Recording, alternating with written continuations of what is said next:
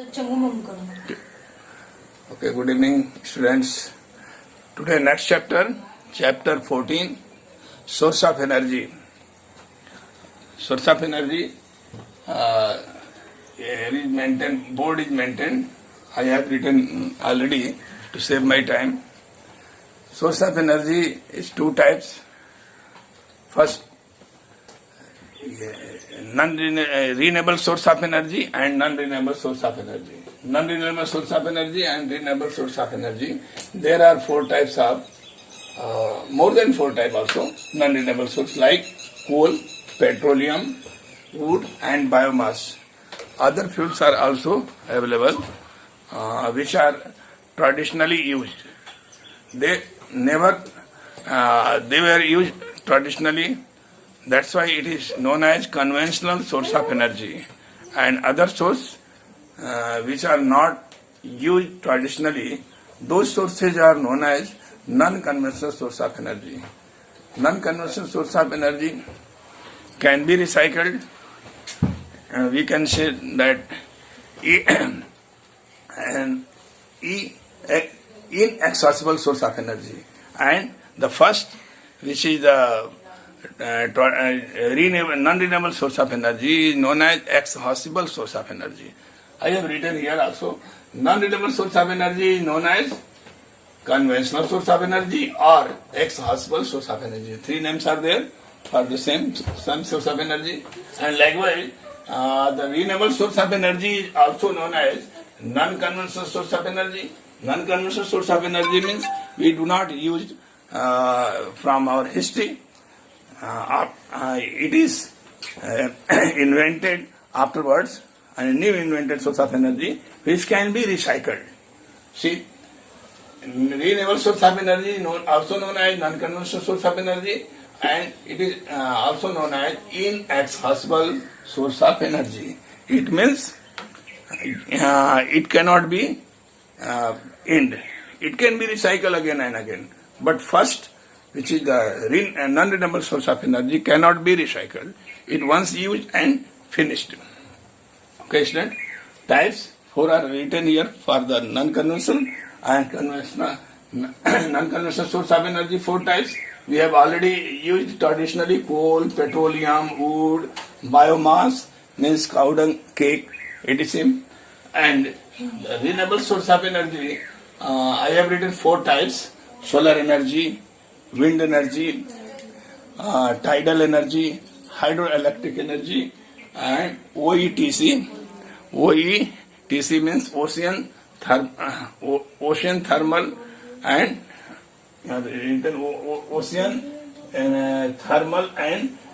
energy corporation. Ocean thermal energy corporation. T should be here. OTEC. Ocean thermal energy corporation. These 4 types energy were invented afterwards, and these can be recycled. The source, renewable source of energy is free of pollution and free of cost. See, these all sources are free of cost and free of pollution.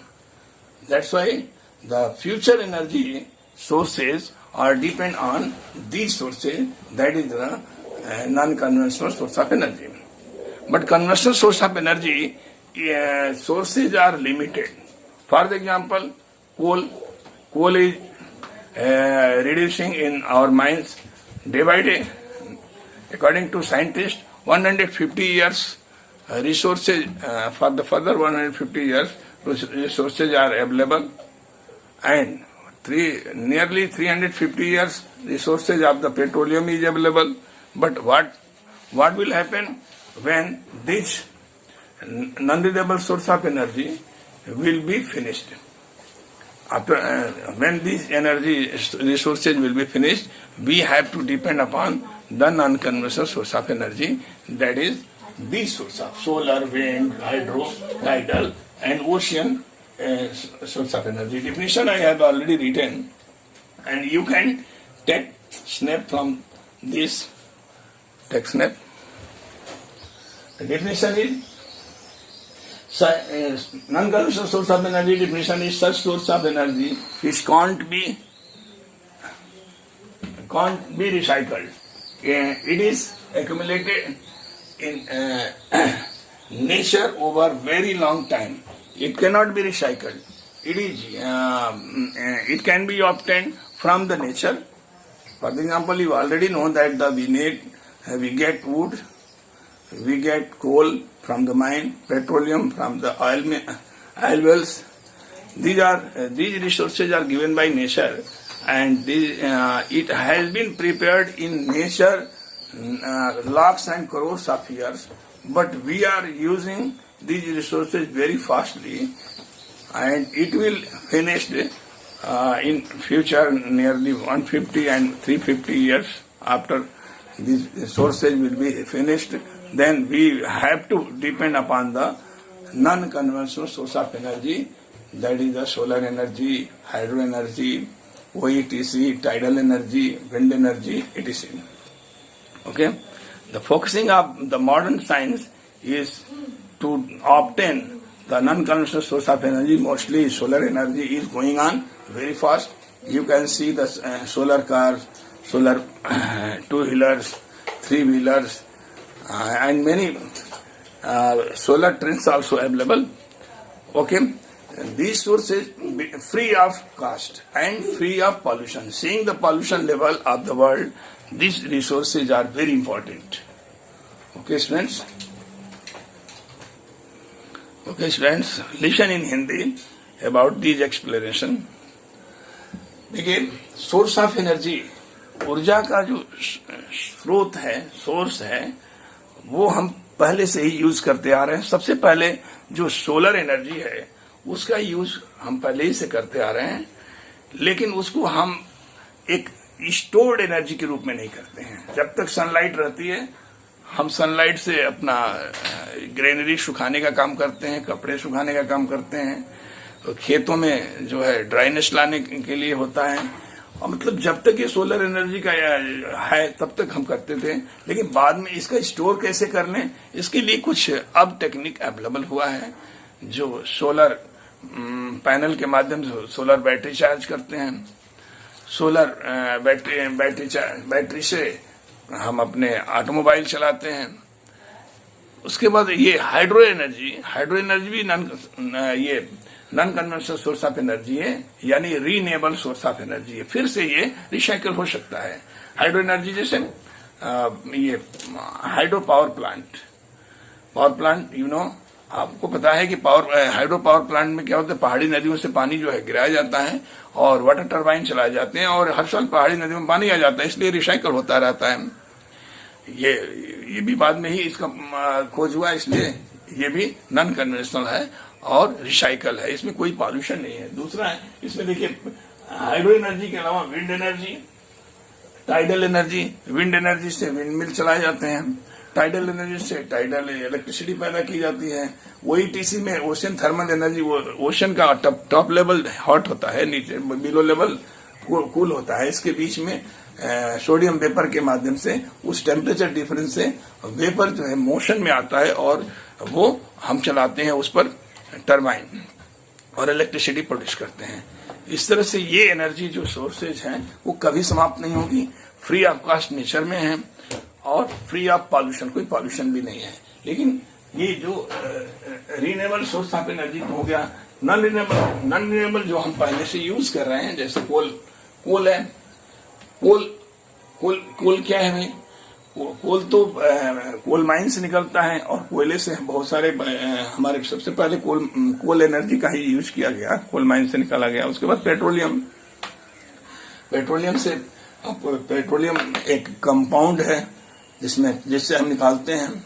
ये dark denser liquid होता है जो coal mine, ये oil mine से निकलता है, और उसमें सबसे टॉप पे ये गैसोलीन निकलता है. उसके बाद उसके पेट्रोलियम जो डार्क डेंसर लिक्विड है उसको हीट करते हैं, उसमें से petrol, diesel, Mobil, gasoline, naphtha, और लास्ट में बिटुमिनस जो निकलता है उसमें से भी ये सिंथेटिक फाइबर और पेंट और ये ये पेंट, उसके बाद प्लास्टिक्स, ये भी जो रिमेन्स ऑफ द पेट्रोलियम है उसमें से निकाले जाते हैं।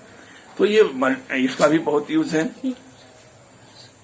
ये करने non renewable source, non renewable source तो हम पहले से यूज करते आ रहे हैं। बायोमास आप समझ रहे हैं, काऊ डंग, केक वगैरह है जिससे हम एनर्जी के रूप में यूज करते आ रहे हैं। ये सब फिनिश हो जाता है, ये वंस यूज एंड फिनिश्ड है इसलिए। और ये पॉल्यूशन भी देता है, ये विथ पॉल्यूशन है। कोल को जलाएंगे, इसमें से पॉल्यूटिंग गैसेज निकलेंगी। और ये अनकंट्रोल्ड भी, मतलब टोटली कंट्रोल्ड इसको आप नहीं कर सकते। इसमें कुछ तो आइडियल फ्यूल है, जैसे पेट्रोलियम है, पेट्रोलियम में एलपीजी गैस है, सीएनजी गैस है, ये आइडियल फ्यूल है, ये लिस्ट पॉल्यूशन है और फुली कंट्रोल्ड है। लेकिन कोल को आप कंट्रोल नहीं कर सकते हैं। बायोमास, वुड, इसको भी जलाते हैं तो इसको जितनी चाहे उतना नहीं कर सकते हैं, इसमें पॉल्यूशन बहुत निकलता है और वेस्टेज भी ज्यादा होता है, इसलिए ये आइडियल फ्यूल नहीं है, पॉल्यूशन पैदा करता है, कॉस्टली है भी है। और ये नॉन कन्वेंशनल जो सोर्स है वो फ्री ऑफ पॉल्यूशन है। सबसे बड़ा इसका इम्पोर्टेंस है कि फ्री ऑफ पॉल्यूशन है, इन्वायरमेंट को बचाता है और फ्री ऑफ कॉस्ट भी है। लेकिन इसमें एक प्रॉब्लम है, ये फ्री ऑफ कॉस्ट और फ्री ऑफ पॉल्यूशन होते हुए भी हम इस पर डिपेंड नहीं हो पा रहे हैं और कन्वेंशनल पर डिपेंड हो जा रहे हैं, कोल और पेट्रोलियम पर डिपेंड हो जा रहे हैं। ऐसा क्यों है? क्योंकि कोल और petroleum in rich source of energy है और ये पोर्टेबल है और इससे थोड़ी सी मात्रा से अधिक एनर्जी मिल जाती है। जो ये एनर्जी सोर्स है नॉन कन्वेंशनल सोर्स का मतलब है कि ये रिन्यूएबल जो हो रहा है, तो इसमें इसका अभी टेक्निक जो सोलर एनर्जी हम बनाते हैं तो उसका इतना रिसोर्स ऐसा हमारे पास नहीं है, सोलर पैनल जो स्टोर्ड लॉट ऑफ कर ले और हाई पावर को हम चला लें। इसलिए इन फ्यूचर में भी ऐसा हो सकता है कि इसका खोज हो जाए और इस पर डिपेंडेंस खत्म हो जाए और free of pollution, free of cost ये एनर्जी, इस पर रिसर्च तो चल रहा है। कुछ मैं अपने तरफ से इसमें ऐड करना चाहता हूं। भविष्य में ऐसा भी हो सकता है, ऐसा भी होना चाहिए कि जो अंडरग्राउंड जो एनर्जी रिसोर्सेज है जिससे अर्थक्वेक आता रहता है, अंडरग्राउंड टेम्परेचर और प्रेशर जो गैसेस का है वो बहुत ही डिस्टर्ब करता है। और मॉडर्न टाइम में तो ये मतलब हर ईयर निश्चित रूप से आ ही जाता है। तो इतना ज्यादा एनर्जी का सोर्स हमारे समुद्र के नीचे लेवल में है, अर्थ लेवल में, कि उसमें वो एनर्जी जब वो गैसों का प्रेशर जब बढ़ता है तो अर्थक्वेक तो कॉमन बात है। अब देखिए पोखरा जो नेपाल के काठमांडू में है, वहां पर एपिसेंटर था और वहां से ये पूरे दिल्ली तक हिला दिया। कितना बड़ा एनर्जी का सोर्स है भाई। क्या वैज्ञानिकों को इसके बारे में यदि ये पता चल जाता है एपिसेंटर, तो वहां से धीरे धीरे एनर्जी को रिड्यूस करते रहते, उससे आम के आम गुठलियों के दाम भी मिल जाता। यानी एनर्जी रिड्यूस हुआ, एनर्जी फ्री में मिला और ये अर्थक्वेक जो कंट्रोल हो गया। तो ये मुझे लग रहा है कि ऐसा भी होना चाहिए और फ्यूचर में हो सकता है। Okay, thanks.